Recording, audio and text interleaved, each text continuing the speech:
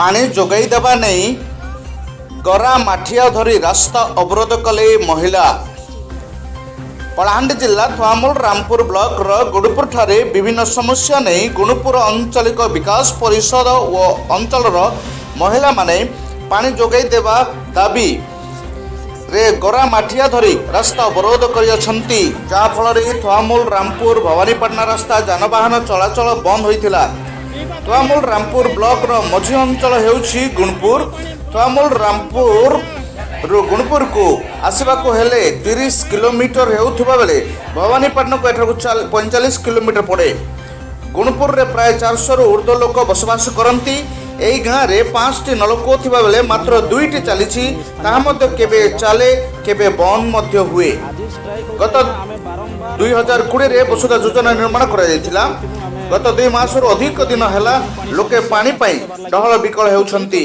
एठारे panchayat bank school थिबा बेले लोके घर घर बुली पानी मागंती।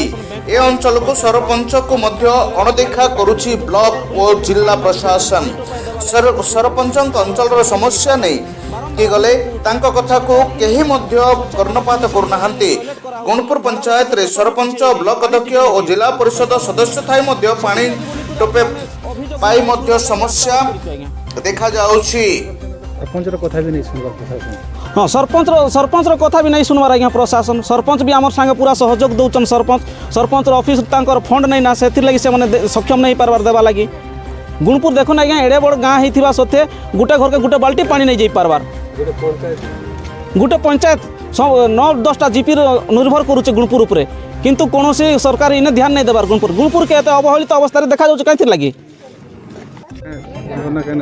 मो ना उदित साहू, मोर घर हो गुणपुर। आज के वसुधा प्रकल्प होकर 4 वर्ष हो गला। 4 वर्ष भितरे आम 6 मास पानी पाइछुँ। 6 मास रु 3.5 वर्ष बंद अच्छी। ब्लॉक प्रशासन जिला प्रशासन अनेक गुड़ा अभियोग कर सारीचु, तथापि कहार कान शुभु ना। नहीं अंचलवासी मध्य उद्वेग प्रकाश पाउछि। अनेक थर ग्रामवासी समस्यार समाधान पर ब्लॉक जिला प्रशासन को जणाइथिले मध्य अणदेखा करुअछंती।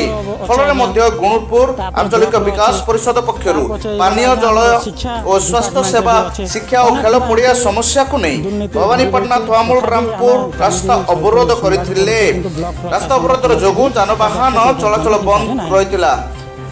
परे थुआमूल रामपुर वीडियो घटनास्थल को आसी आंदोलनकारी माननकु बुझासुझा करथिले और रास्ता अवरोध जोगु रास्तार 2 पार्श्व शताधिक जानवाहन अटकी रहितिला। Thuamul Rampur bureau report star news Odisha.